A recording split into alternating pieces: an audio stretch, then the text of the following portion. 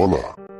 Estoy en el manicomio y ahora te contaré por qué no debes jugar Five Nights at Freddy's Security Breach. Ese día era feliz, normal y corriente, hasta que llegó la notificación de mi Dios todopoderoso Jair 17. Él subió un video que se titulaba ¿Por qué no debes jugar FNAF SB a las 3 am con 3 minutos, con 3 segundos y 7 milisegundos? Entonces dije, caray, que podría salir absolutamente mal, pues todo y no le di importancia.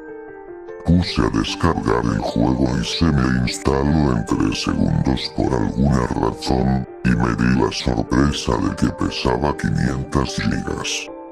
Después procedí a abrir el juego, empecé a jugar y todo iba normal, pero de repente, apareció Van y me noqueó. Después desperté en una habitación oscura, estaba enfrente del Spintra. Después vi como Bunny en vez de decirme Gregory me dijo: Horacio, hoy morirás. Ese era mi nombre real. Empezó a sacar mi remanente, después se lo metió a Spintra. Después vi cómo despertó y empezó a hacerle una matación brutal a Glamrock Freddy. Empecé a llorar por tal escena. Después de eso, Spintra empezó a poseer a Glamrock Freddy y él iba a hacerme la matación, pero de repente, desperté.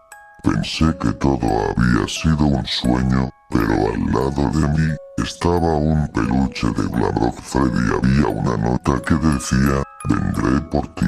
Después de eso, mis padres decidieron encerrarme en un manicomio. Ahorita estoy grabando mi voz con un celular que me regalaron. La contraseña es 1, 2, 3, para que la persona que encuentre esto sepa toda mi experiencia. Ahorita escucho como Glamrock Freddy viene a por mí. Por eso me voy a ahogar con mi libreta, para no sufrir una matación espantosa. Por eso no jueguen nunca Five Nights at Freddy's Security Breach.